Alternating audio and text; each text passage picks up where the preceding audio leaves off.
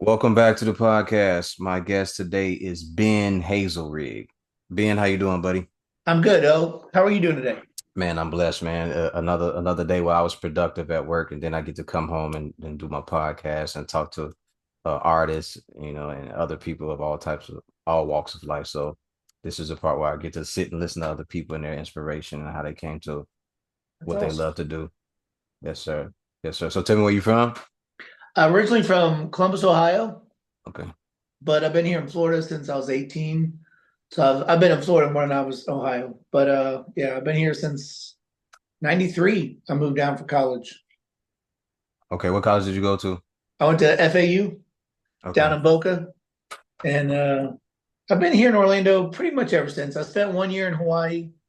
Like after I graduated, I didn't really know what I wanted to do, so the job took me out there, and then that was short lived.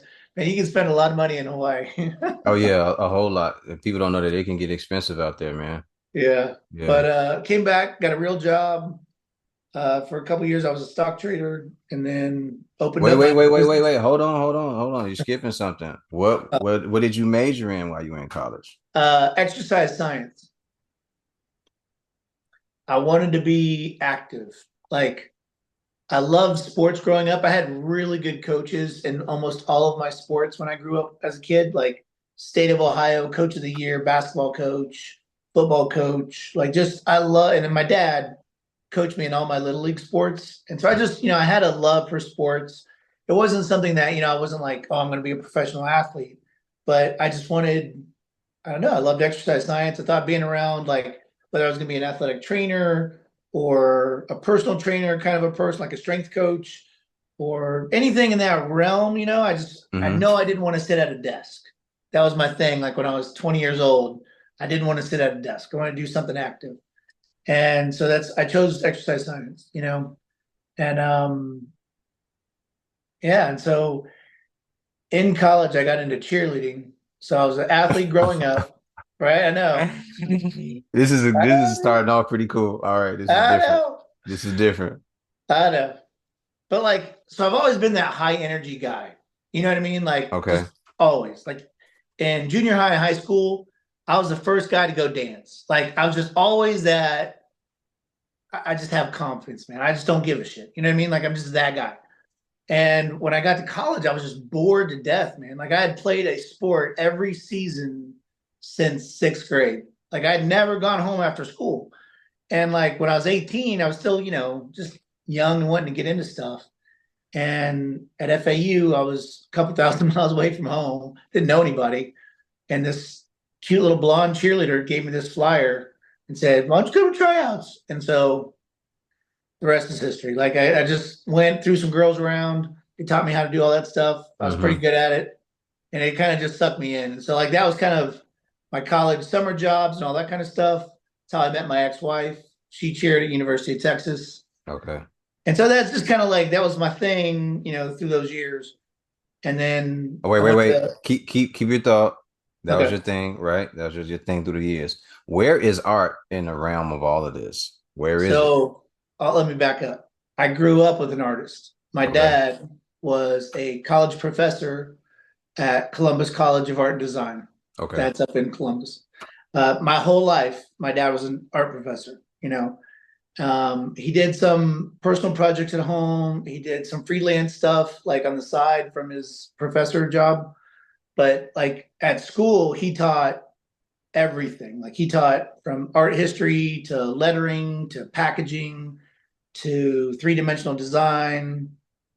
I mean, he taught a lot of different classes. Art Okay. history was one of his loves. Like he loved history, and three-dimensional design was like his other one. He wrote his own course on three-dimensional design for the school, actually, like when I was growing up. Mm-hmm. And so like he was always making something. And I think that's kind of why art was always in is always in there. And when I was younger, I did some stuff like he took me to some art classes at his school, but I was like probably 10 years old. And I did some stuff in high school, but I just never just pre-internet, pre-smartphones. I'm not pre-internet, but like right at the beginning of internet, where you just didn't know how you could be successful as an artist. And so I just kind of never seemed like an option, you know? And I just, I always had that creativity going. And when I got into cheer, I started stunting a lot. And I use that creativity, that same juice that like gets me to do this stuff, that same juice would like, I'd invent new stunts, you know, like I'd come up with new tricks. And that's what made me successful through college doing that stuff. My ex-wife and I, we opened a gym after I came back and traded stocks for 3 years. I made good money, got out all my debt, paid everything off. And then stock market, then 9/11 happened. I was trading stocks when 9/11 happened. Like I was sitting there watching the TV, waiting to trade that day.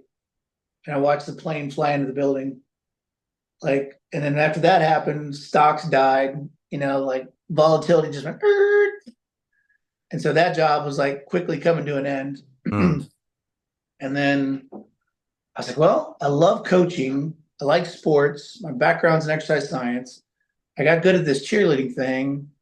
My ex-wife was, you know, cheered at Texas, and she had coached at gymnastics, like up in Austin, Texas, where she went to high school and stuff. And so we were like, let's open a gym, you know, like let's open an all-star gym. And so like we'll do cheerleading, we'll do gymnastics, we'll do it all. Let's do that. And so we opened our own gym. That was in '03. And you know, we did all of it. We did the birthday parties, the open gyms, competitive cheer, tumbling classes, gymnastics. And that gave me that same creative outlet because then I'm putting together like, you know, stunt sequences and pyramids and things like that. And you're trying to make them big, cool, and crazy, kind of like what Cirque du Soleil does and things like that. And so there was an outlet there. And then once I closed my gym, it's funny, man, within 9 months, I didn't have that creative outlet and I felt it. Like I was just like, okay, I got to do something. Like I got to do something. And so I was So meditating. I what started what meditating. makes you what makes you shut down the gym?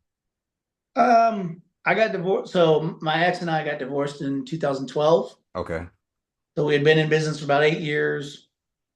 We got divorced, and ever since then, it just wasn't the same business. Okay. You know what I mean? Then it Okay. becomes like a freaking memory every time you walk in the doors. You know, Yeah. like it just nothing wrong with the kids or anything else. It was just me. Like just Yeah. It's uncomfortable. you're walking into baggage every Yeah. day. You know what I'm Yeah. saying? Like, Yeah.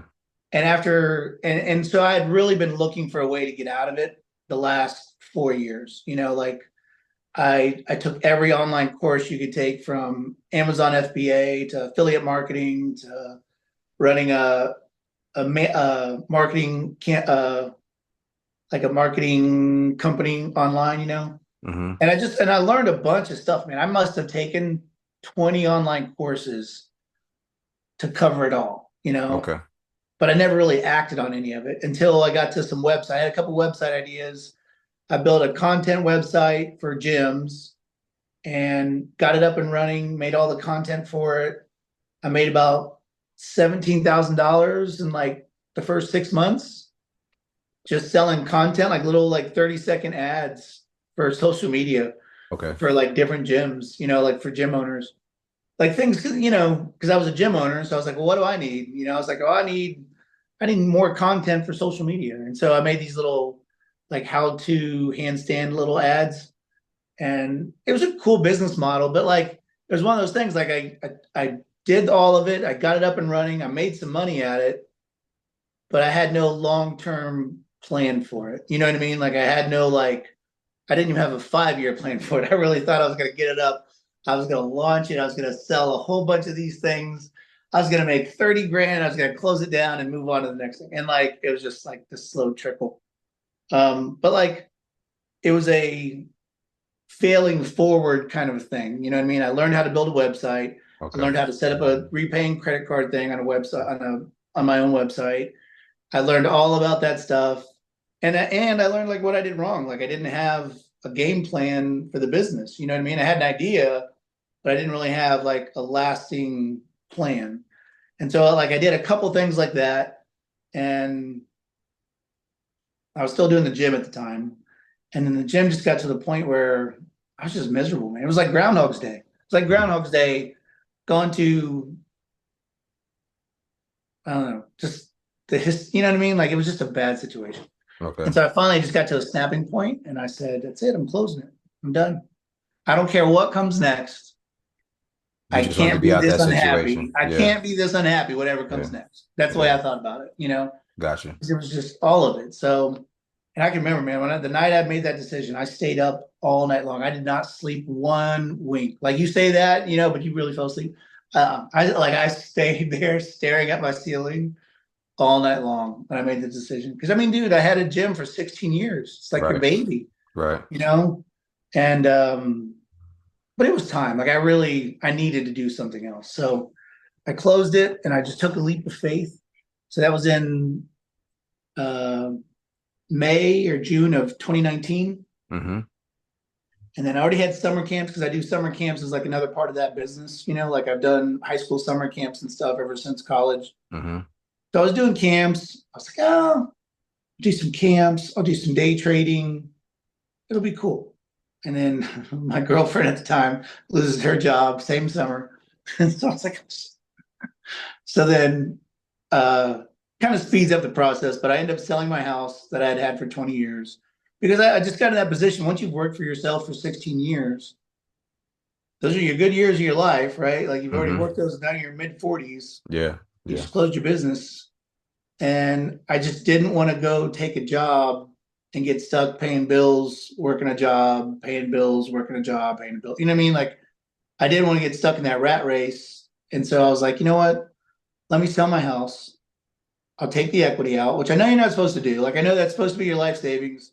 I was like, I'd rather live on it now and figure out what I really want to do next versus just go rush into some 9 to 5 job and get stuck doing something, you know? So sold the house, moved 2 blocks over. I'm in the exact same neighborhood I was. I love this neighborhood. I didn't know what to sell, How good were but you at the day trading? Like how well was that going for you? uh, not good. Okay. And the thing is, I'm good at it, but when you need the money, you cannot day trade. Okay. You know what I mean? Like you got to have the right money mind Mm-hmm. when it comes to day trading. And if you're nervous about your money, like if your cash is low and you can't afford that loss, Yeah. then you can't effectively trade because you're going to emotionally take yourself out of it. You know what I mean? Correct. And you're going to close the trade, Yeah. lose money, and then the trade goes your way if you'd have just sat on it, you know? Yeah. And Yeah. then that drives you even crazier. Because you're not thinking soundly.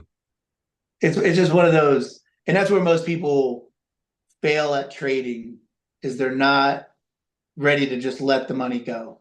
Gotcha. That's the successful part. That's the successful level of traders is you've got enough money where you're not stressed about it. You just put your trades on, you let them go. But you know, I knew what to trade, but because money was tight, I wasn't sticking to my guns. You know what I mean? Um, and I started meditating, which is a big part of this whole story, about 7 years ago. Okay.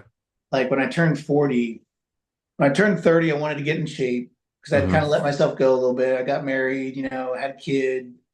Those first 5 years of your first kid, I was kind of a little bit overweight. So I wanted to get in shape. So when I turned 30, I was like, that's it. I'm getting a trainer, even though I was an exercise science major. I had my CSCS, which is like a certified training degree, Mm-hmm. but I went and hired a trainer just so I'd go, like just to get my ass in the gym. I'm going.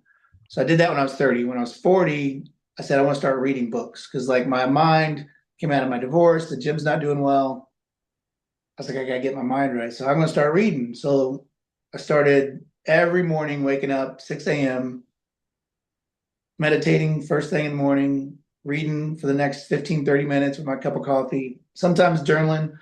But like just that regimen over the last 7, 8 years is like it changed everything. That's the whole reason I'm doing art to this day. Like was just So I being able don't to, I don't do it every day, but I'll probably do it three times a week.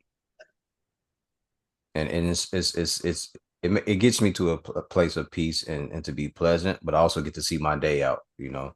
yeah.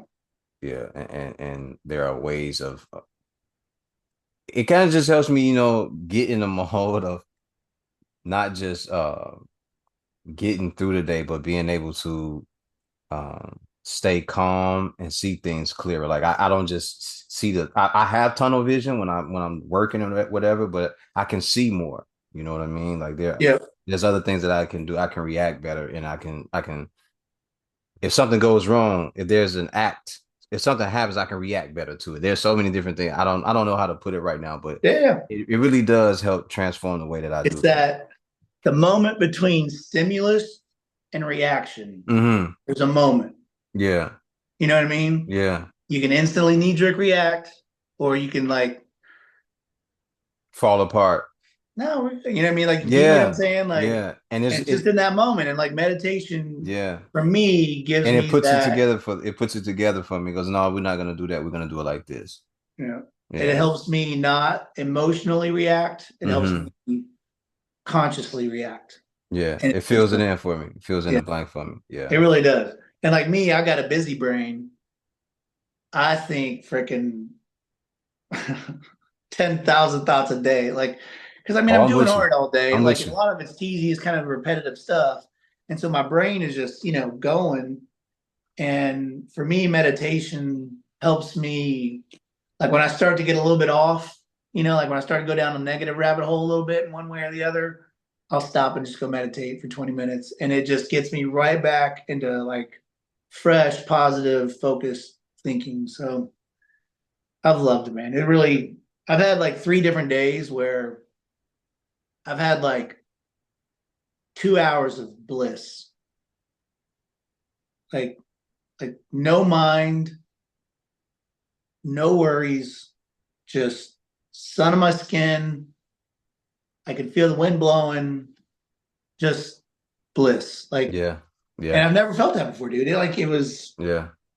It's been cool, man. I really, meditation is one of my, Yeah. and I not dig just it. meditation, but like also I read a lot of like neuroplasticity, rewiring your brain, being trying to be your highest self, Okay. all of those books, all those meditative and like self enrichment books. Okay.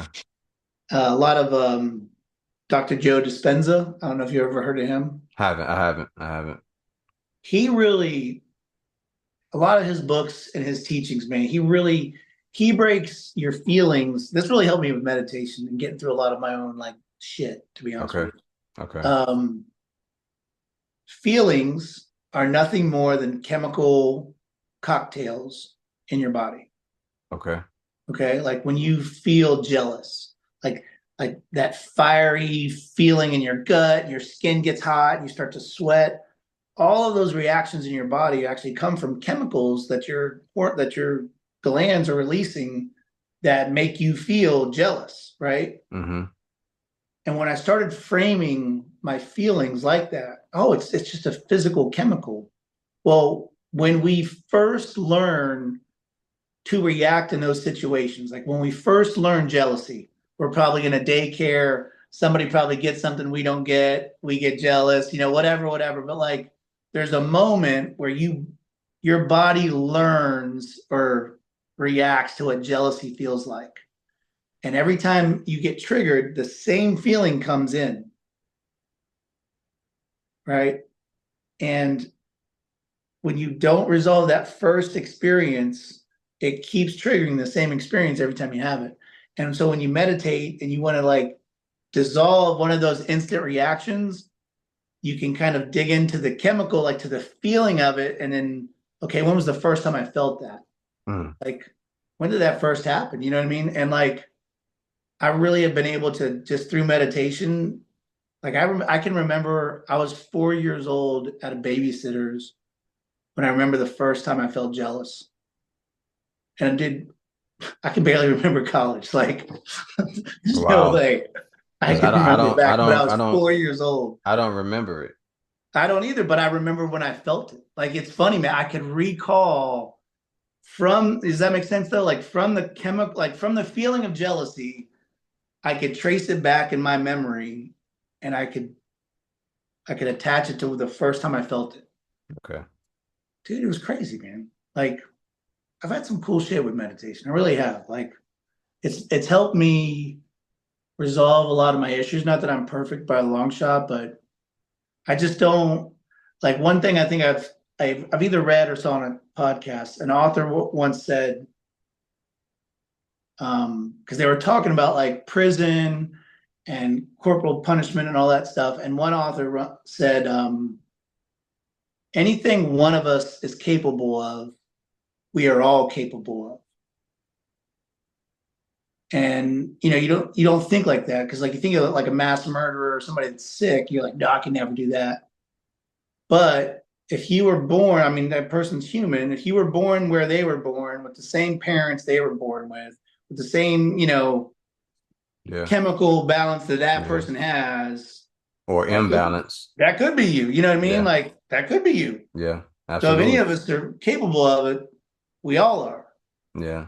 And I And hear, that just and kind of I like, like the way that you said that because a lot of people say that they wouldn't do something like that, but you don't know what will push you in that situation to yeah. do it. You know, And because you, we all have individual experiences. You know what I hmm mean? From birth till we die, it's all an individual experience. absolutely. And I was telling a young man that probably a couple months ago, your experiences are different from other people that you work with.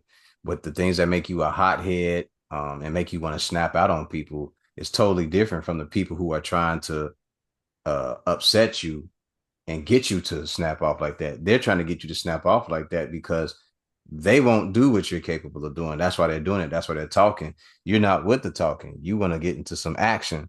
So that's the separation between the two people. So you have to understand that when you're engaging in conversation with people, where is this conversation gonna go? Like where do you stand with this group of people? And for a person who has a tipping point, you were talking about that person or a group of people like that, their tipping point is totally different from mine or someone else's. And you can't say that you would never do that unless you were in that type of situation.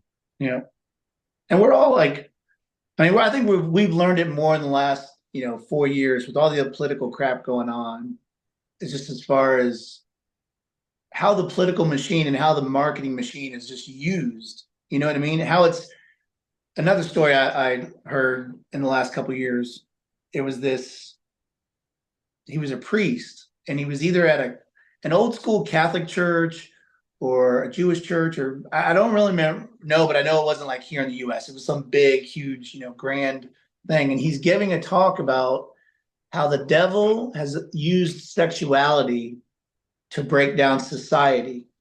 That's what the devil uses. Is his first thing he introduces when a civilization like a city becomes a city. The first thing he digs in on is sexuality, and even heterosexuality is the first because if you think about it, love and lovemaking is supposed to be like I say supposed to be in a natural world, it's an expression of love. Mm-hmm. You feel something for someone else, you like each other, you're affectionate, it's a natural form of love, right? Like you're expressing love.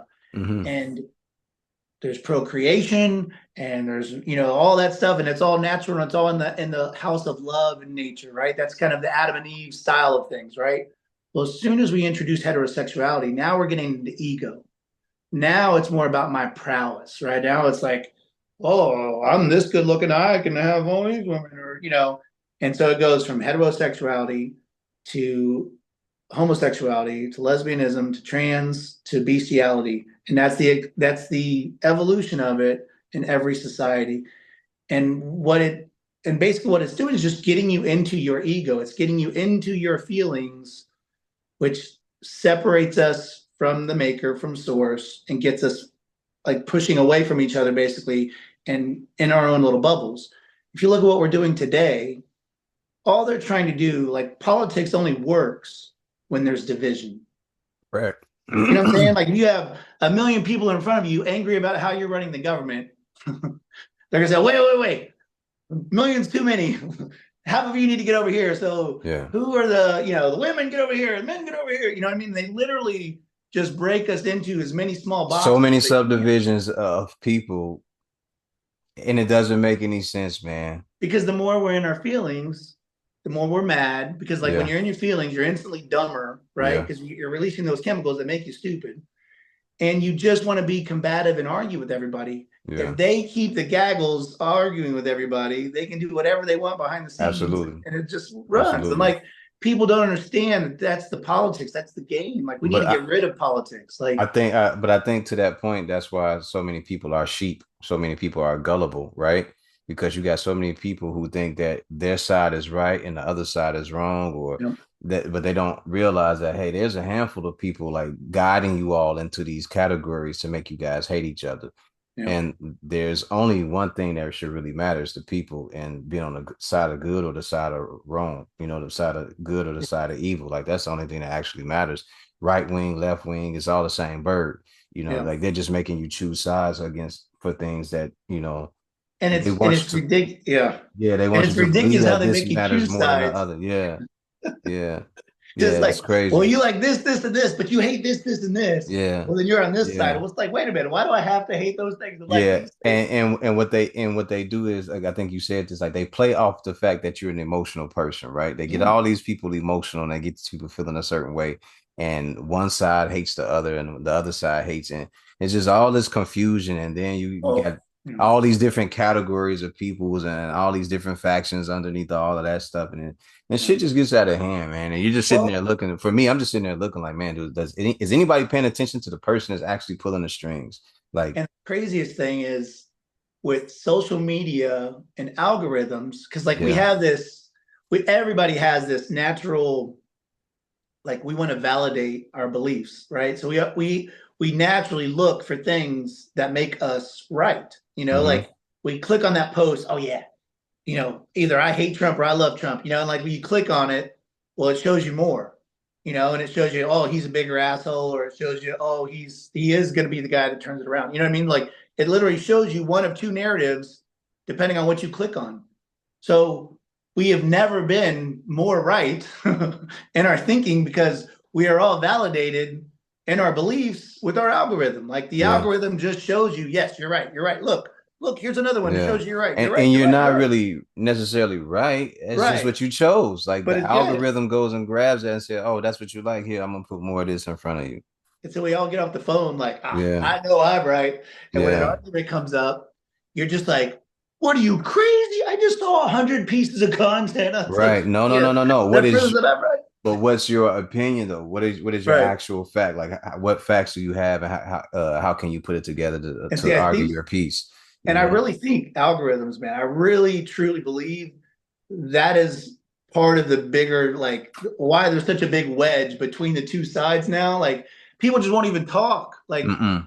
I think it's crazy. And honestly, I attribute it to algorithms because I think we are so right, we don't even want to be challenged by it. You know what I mean? Like, And it's not even a matter of being right, it's just a matter of opinion. Like most people no, just no. have And I mean, an it's opinion. it's personally right. You know what I mean? Though, Yeah. like, in Yeah. our own little Bubble. opinions about everything. Bubble. Yeah. And a friend of mine, six, we were sitting around talking about this before, and we said people fall into these rabbit holes or these foxholes, and they end up going down them, and next thing you know, you're in this echo chamber of everybody that says the same type of shit that you're saying, Yeah. but no, they're not listening to anybody outside of that. They're just listening to people in this echo chamber because they're emotionally distraught or unstable, and they just want to hear people talk and say that have the same viewpoints as them, and that's something that you should get away from, is listening to people that all have the same uh Yeah. type of mind, Yeah. Yeah. hive mind. And that's why I like reading every morning. It puts fresh thoughts in your brain. You know what I mean? Mm, I saw a thing that said 95% of our day is on autopilot. Like we don't think about it, we don't have to make a decision. It's on autopilot. And if that's the case, if 95% of our day is on autopilot, and you're not like, you know, 10 years ago, I wasn't in a good place. Like I was hmm just I was going through it. And so I needed new thoughts in my head, man. I couldn't keep thinking the same thoughts. I needed something new in my brain. hmm And so that's when reading every morning just really, I don't know, man, just tuned me up a little bit. I needed a mental restructuring, you know. But like when I got to the end of it all with politics going off is really what got me into art too, because like if you rewind to 2020, COVID hit. We had the George Floyd murder, which was all over social media and all over the news, all over yeah, politics, all over yeah, everything. Division, division, division. Trump's killing us all, but like just Had full court COVID. trying to like ruin his, reelection and just all of it. And I felt like they were also coming after like mainstream white Christian American men like me. Like we're the bad guy. Like they're sitting there saying the biggest threat to democracy is the white Christian guy. I'm like, you know, and it was like the first time that I just didn't agree with the narrative at all. You know what I mean? Like they didn't speak for me. Like you don't speak for me. You don't speak for who I like, who I don't like, what side I'm on. Just you don't speak for me. I wanted to have a voice because I really felt like voiceless. You know what I mean? Like I felt like I had no way whatsoever of just showing my dissatisfaction with what was going on. And so like I think that also fueled kind of wanting to make art to reconnect with Okay. people Did you because start doing art pieces around that time to kind of like express your views? yeah. Okay. Like I wanted to, so I read a book right around that same time, and it was on what's your soul's purpose. And you do all these worksheets, go through the book, and at the end of it, you come up with two souls' purpose. My two souls' purpose was love and connection. The happiest, funnest moments of my life revolved around love and connection. And so I was like, all right, I want to do that. What am I going to do love and connection? And meditated on it all through COVID. I have three girls in my house. When we were locked inside together, man, I meditated for hours a day. Like it was just a trip to a different, just a mental world for me. And so I literally just lay there and I'd meditate. And I stumbled on doing art again. I was like, you know what? I've always been creative. Get back to your roots. Don't forget, like, you know how to do this stuff. Like, what do you want to make? And I'd done some woodworking 20 years ago. I'd made like a couple entertainment centers. And and I was looking at Pinterest and I was looking for my next tattoo design and thinking of I wanted to make something out of wood. And I was like, you know what? I bet I can make tattoo designs, like traditional tattoo designs out of wood. There's a history there with tattoo, there's a language. It'd be kind of cool because like a certain image in tattoo means something. And so I just kind of thought that was a cool thing to borrow from and turn that into wall art. And so that's how I got started. And then when I opened up for commissions, just kind of everything in the world started coming in, and none of it was like really traditional tattoo stuff. It was just like people wanted this, that, or the other. And so I just adapted and then really tried hard, like really applied myself. Every piece I made, tried to make it as good as I could, even if it was like a small little thing. Mm-hmm. And then I did a couple portraits. And I think by the third portrait I made, I was like, I'm pretty good at these, dude. Like I should, because as an artist, you don't really know what your focus is going to be when you first start.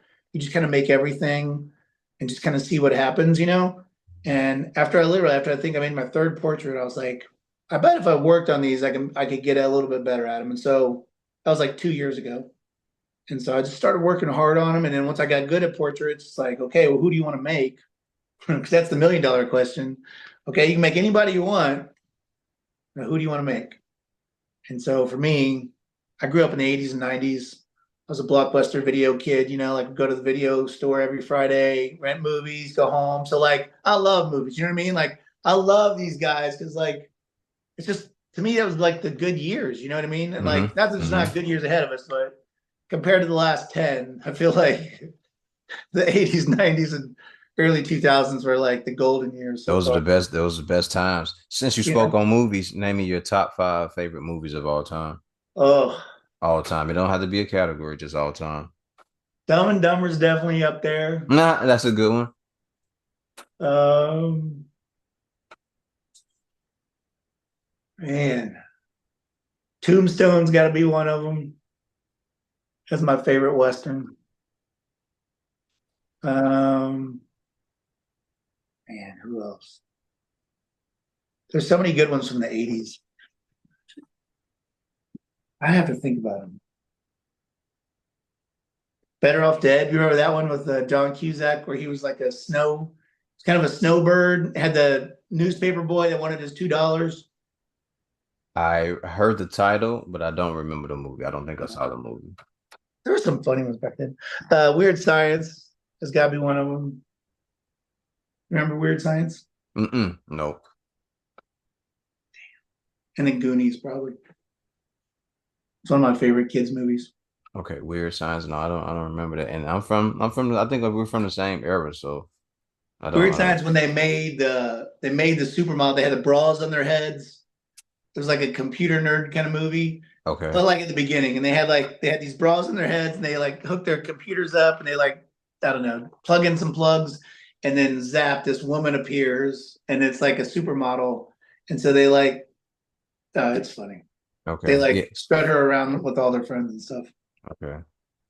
Weird Science. That's a class. You haven't seen Weird Science? Nah, man, I was outside a lot, man. I don't, Yeah. And that was true too. I mean, yeah, those were the days, man. Yeah, it was a different time back then. Like you could be outside, rain, sleet, hail, or snow. Like I'm from Chicago, so even in the winter, you're either outside playing in the snow, doing when doing winter sports, or if you're Yep. like me, you're out trying to hustle, shoveling snow or raking leaves or something like that to earn a couple dollars a day. So there was always something to do outside. Yeah. So movies, I didn't really get heavy into the movies until like not heavy, but I didn't get into movies until like the mid 90s. Okay. Yeah. Yeah. Yeah. Weird Science probably right before that. Like if I was watching a movie, it was probably at home, unless like it was like a special occasion where they took us to the show to see some movie that was out, like Batman or something. But for the Yeah. most part, I was watching like whatever was at home from my cousins or something like that, or their boyfriends. Nice. What do you do outside of podcasting? Outside of podcasts, so I work a regular 9 to 5. I work in a finance department, so Okay. yeah, that's my daily gig there. And then I jump down and I do this when I can, scheduling guests. And I have to get back into doing hip hop music as well, Nice. rapping. So yeah, but yeah, that's kind of like the the three things that I really do like to do. That's my way of connecting to my own art, especially when I get to pen words together. Yeah. Yeah, and do that. Yeah. That's awesome, man. Yeah. Yeah. I'm enjoying it. I get to just think up the funniest people I can remember from the movies I liked back in the day. And dude, there's so many good ones. Like from the 80s, 90s, and Yeah. 2000s. I mean, I got to get more back into the art because I started okay. out as an artist and I haven't done a lot of art in years though. I kind of just walked away from it because of um just life kind of was just like fuck that. So I got upset with my life and the Yeah. situation at the time. So I kind of just walked away from art and just started focusing on music because I was Yeah. doing both at one point in time and I just kind of walked away from the art. Yeah. And see, dude, when I was thinking of what I wanted to make, I noticed, I think growing up with an artist dad, he always pointed out every little detail of things, and so like I just kind of always grew up noticing things. And like the last 4 years watching the Super Bowl ads, because you always watch Super Bowl ads when you watch Super Bowl. All of those commercials were targeting Gen X. You know what I mean? Like all of those commercials, like they're bringing back people from sitcoms in the 80s that haven't done anything in 30 years to put them in commercials. Like I mean, they're just blatantly going after the 50 to 60-year-old, you know what I mean? And it's like, well, what do I like? Because that's me. Like, I'm 49. What do I like? Because whatever I like, I guarantee all those other people like, and Hmm. like, and so just trying to go for it. Like, well, I like Dumb and Dumber, so I'm fucking making a Dumb and Dumber. Yeah, I like Ace and then Ventura. telling you that these guys are about to do another movie or another sitcom or something like that, and you're like, what? Yeah, Those are my childhood heroes, man. yeah. And they're fun, and like, I don't know. I think I didn't see a whole lot of other artists making kind of Gen X portraits. Hmm. I do have a couple friends that do like they do paint portraits like in this genre, but like I don't know, there's just something different when you make it like this, you know what I mean? Like I don't know. It's just different. Like I feel like it kind of has almost like a quilting kind of effect to it because like you're giving it all the pieces different texture with the different stencils and stuff. Hmm. And I don't know, dude. It looks and in person it looks better than it does on video. And I'm really excited. Next month is my first exhibition where I'm actually going to be in front of people. So I'm excited for it. How many pieces do you plan on putting up? All of them, or are you gonna have like a selected? I've got like 20 feet of wall space and Okay. then like another, I don't know, 6 feet. So I'm kind of deciding like, I don't know. Um, it's one of those, I want to take the ones that look cool, but I also want to take some that haven't sold yet. Hmm. I could actually sell some pieces versus, Yeah, get some you stuff know, out the way, clear because some like, space. I mean, I want to take Run DMC. It's already sold, but like, I want to take it just to show it off because it's a cool piece. I think, everybody instantly recognizes Run DMC, but it's already sold. I'd like to take Mars Blackman, but again, it's already sold. I don't know. We'll see. I haven't In really that decided. case, do you just like put up a print of it and just say, look, I can't bring this here because it's sold? No, I'll take it because like to do a live event, like that's one thing that like as an artist, you want to hang on to your work Mm-hmm. as long as you can because you want to show it to as many people as you can before you ship Mm-hmm. it off. Because once it's shipped, it's gone. It's gone. Yeah. You never see it again. And I've learned all these lessons the last 4 years. And so I definitely want to take it because it's worth showing it off, but I'm definitely juggling like, okay, which ones am I gonna hang and which ones are not gonna hang? Because I don't know. What do you think? You think you show off your best, or you think you show off what you have for sale? I think you put a mixture of pieces together and you just bring them on. Yeah, Yeah. and maybe I'll rotate pieces. Maybe I'll take extra pieces Yeah. and And just have or just have some like on stands and then have some on the wall as well.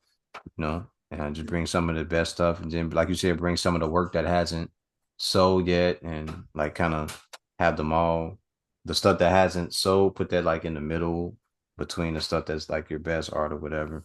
yeah. And just have it all there together. That should be fun though. It's I at mean, the event's called Turp Basel, so it's a okay, campus industry okay. art music experience. Mm-hmm. It should be a lot of fun, man. There's a lot of cool vendors there, a lot of cool artists, and it's the same weekend as Art Basel. Are you familiar with Art Basel? I am. I am. I had a friend who had some work come down there.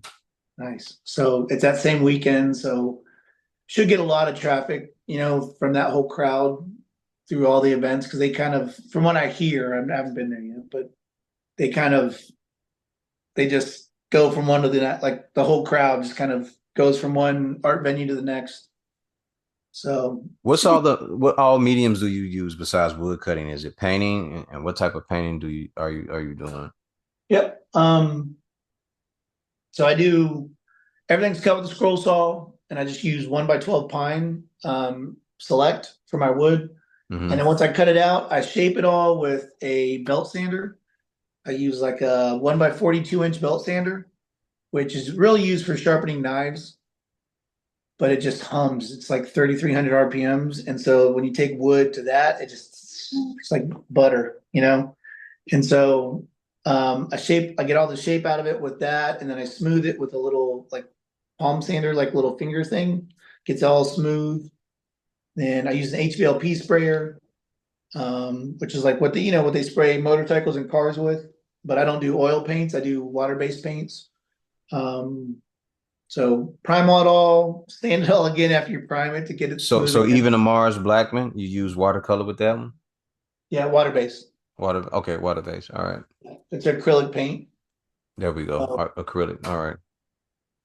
but yeah, and then paint it, a couple base coats, which kind of just gives me my fades, like from light red to dark red, or whatever the piece is. I typically don't leave it one color red.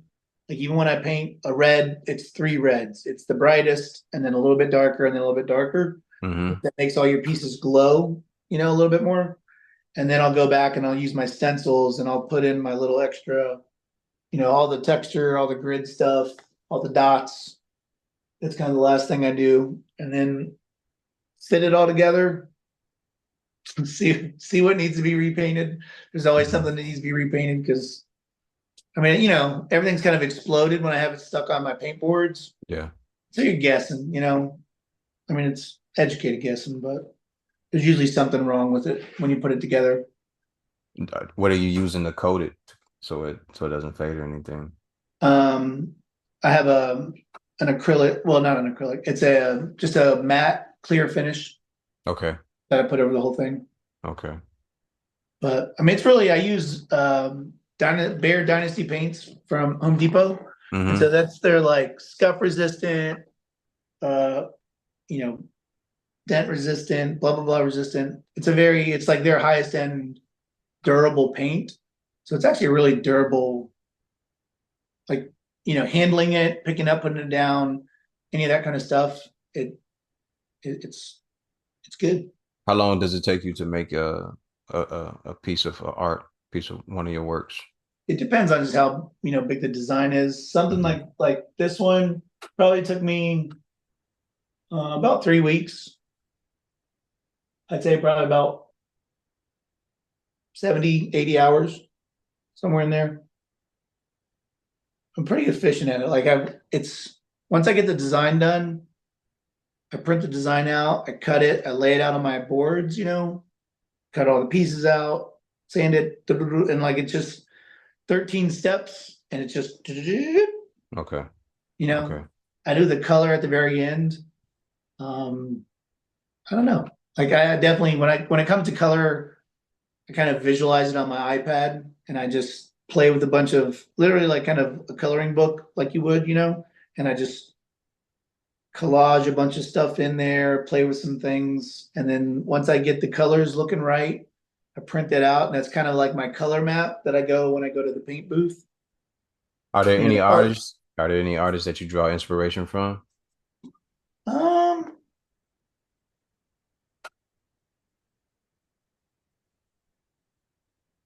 for my specific style, I don't think so. Okay.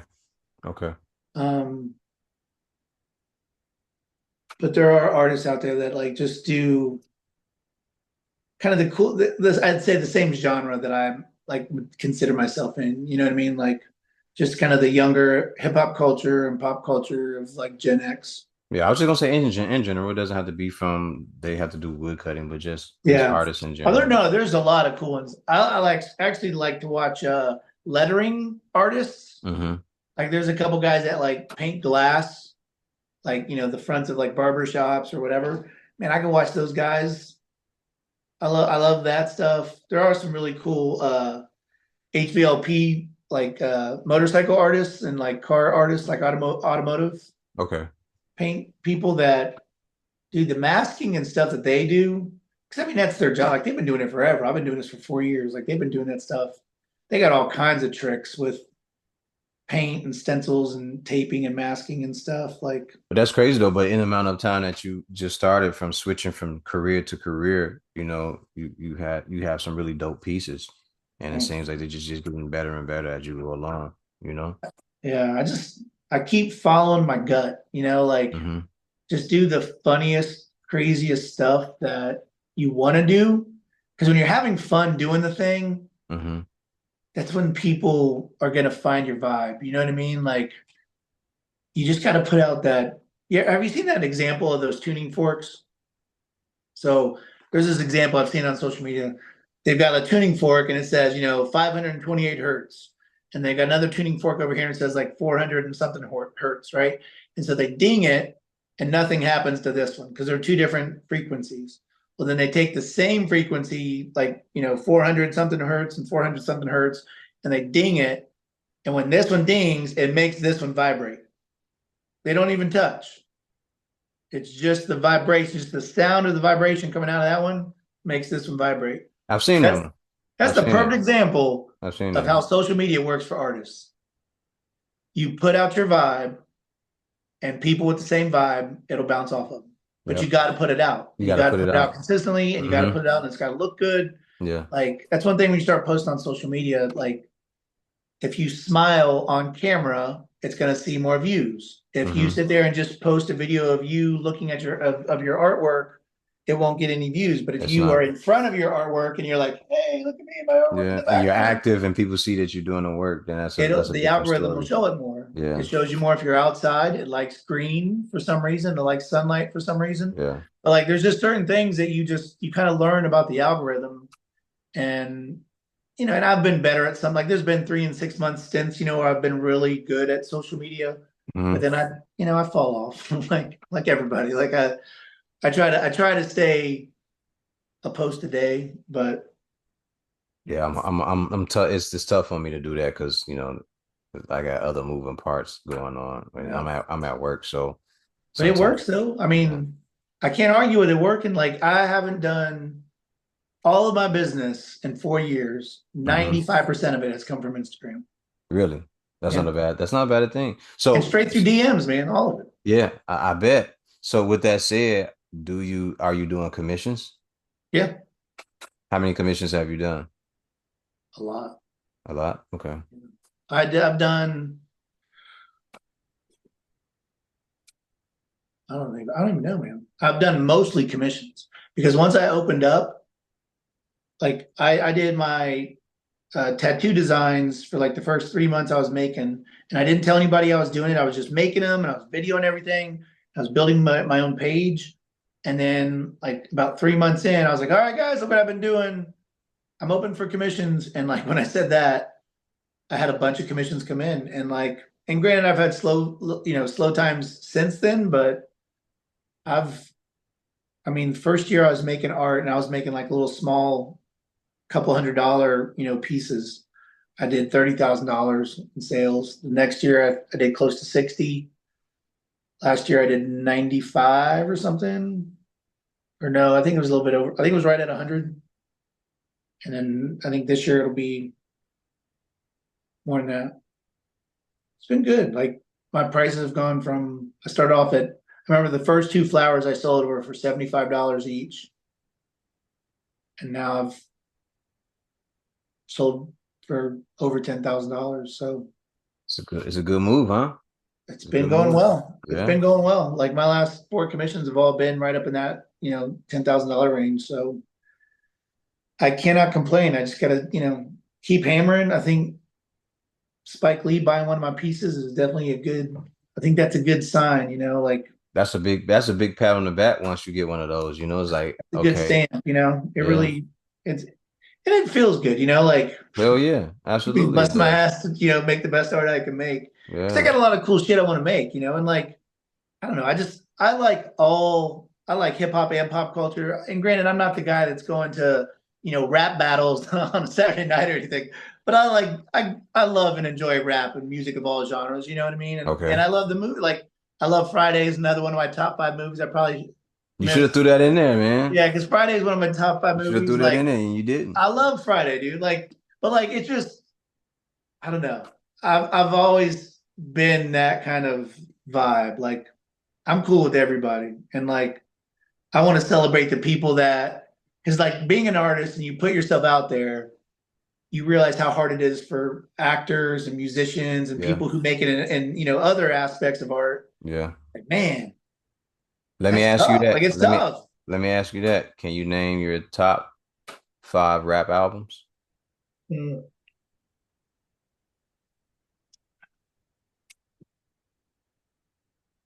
it'd take me a while. Okay. My like when I say my music's eclectic, like I mean eclectic, dude.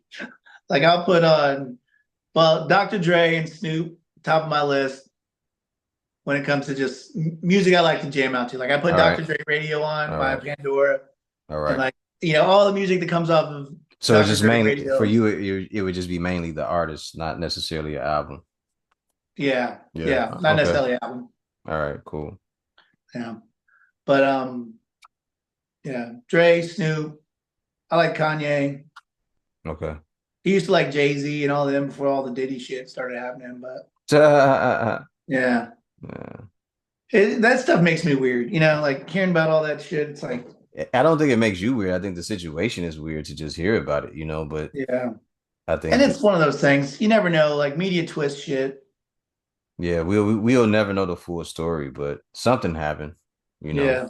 I mean, Something happened. listen, if you're getting freaky, you're getting freaky. Now, if there's illegal shit going on, there's illegal shit going on. But I mean, if you're just getting freaky, I just hear about it and I go, oh, okay, cool. And I keep on yeah. going, man. And I don't really want to know anybody's business. Like, No, I don't give a I fuck. don't know. I think it's I don't give sad a that they've fuck. all kind of gotten themselves twisted in some kind of Yeah. Well, whatever that is. You know what I mean? Like whatever it yeah. is, if it's some secret sex society, if it's whatever it It could is. be that, or it could just be the fact that, he sued that company about his liquor and he won that lawsuit and there's some other shit that was going on. So it could just be coming after him.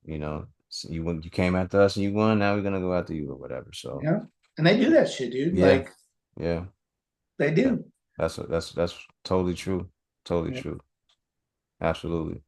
I definitely don't think he's innocent of whatever, but I don't know. Changing And the now, subject, going back to your commissions, all right? sorry. Because I just don't want to, No, no, you're right. I don't want to get into that. You're good. Doing the commissions, did you ever take one and you were just like, damn, I shouldn't have done this? Yeah. This person is really, too much of a headache for me. There's been a couple. Yeah. Yeah. And I've learned like, cause like when I started doing this, I was meditating on it, like I was really like in my like, what do I want to do? Like if I Hmm. could do anything, what do I want to do? And so I think coming at it with that energy is a bonus, like anytime you've got that like excited energy going into a project, like I did this Trump piece, and don't get me wrong, I wanted to make it as good as I could possibly make it, but I don't want to get into politics. You know what I mean? Like I know I don't want to post it, I don't want to share it because I just don't want to drum it up. Like Hmm. like Joe Rogan stayed away from it. I want to stay away from it. You know what I mean? Like this is my art page. I don't want it to be a political page. So I made this Trump, but I wasn't like excited like I was making Mars Blackman. You know what I mean? Okay. Or even a Pee Wee Herman. You know what I mean? Like somebody that's fun for my genre. I'd Hmm. much rather be making than a commission that's just not in my pocket. You know what I mean? I had a client just the other day say she wanted to Missy Elliott. Oh I've been wow. dying to make a Missy Elliott. I was like, hell yeah, let's go. You know what I mean? Like, That's a good one. I can't wait to make. But then there's some that just, just not my cup of tea. I still make them, of course, and I enjoy making them, but I definitely don't have as much enthusiasm for every project. Although I do want to make them as good as humanly possible. I bet. I bet. Yeah. I bet. So the art show that you got coming up, when is it? December 6th, 7th, and 8th. December 6th, 7th, and 8th. Go Yeah. ahead and give out the information if you want to. It's at Turp Basel. It's at a skate park. Man, I should have had the information ready. Sorry, but it's at Turp Basel. Um, it's going to be in Miami 6th, 7th, and 8th. It's from 6 p.m. to 12 every night, Friday, Saturday, and Sunday. Should be a lot of cool vendors, a lot of cool experience going on, cool music. I'm excited, man. I can't wait to go hang out with the thing. So I'll be there and, have a bunch of my stuff with me. So it should be a good time. Yes, sir. Yes, sir. All right. Is there any words of encouragement you would like to leave with people before we get off here? Yeah. Yes, Meditate. Meditate and start reading. I feel sir. like people get pushed around by their emotions. And you can, going into this election cycle, I think you can really see how supercharged people were emotionally. And I think the more people become aware of themselves and their issues, the more you can control yourself and not let yourself get pushed around by other people's shit. And if I can encourage anybody, that is just find meditation because it helps you see better. Find your balance. Get some Yeah, yeah. balance. I think later in life I'll become a meditation coach, to be honest. I just like being able to do that, and finding that source of calm and that source of peace, man. Yeah, It it it it, really is. it It's not. changes things. For at least for me, it changes things for me, you know. I honestly, man, I started off doing the most basic pieces, and the only reason I like evolved into what I'm doing now Yeah. was meditation. Yeah. Literally laying Yeah. down, getting silent, getting still, and then thinking through Oh whatever, man, whatever the problem was, whatever I needed to do because next. if I really wanted to show people what I was really feeling, it would be be a different outcome. So I Yeah. totally understand that. I Yeah. get it. So it's been cool, man. Yeah. BH, Ben Hazelrig, I appreciate you jumping on my podcast. Ladies and Thank you, gentlemen, O. this has been another episode. And as always, remember the mission statement when you're striving for greatness. God never puts you in the driver's seat if it's taken. Ben, I appreciate you jumping on the podcast and giving me some of your time and energy. Oh, I appreciate it. Thank you for having me. Yes, sir. Look forward to getting back to you again. All right. All right, bud. All right. Take care.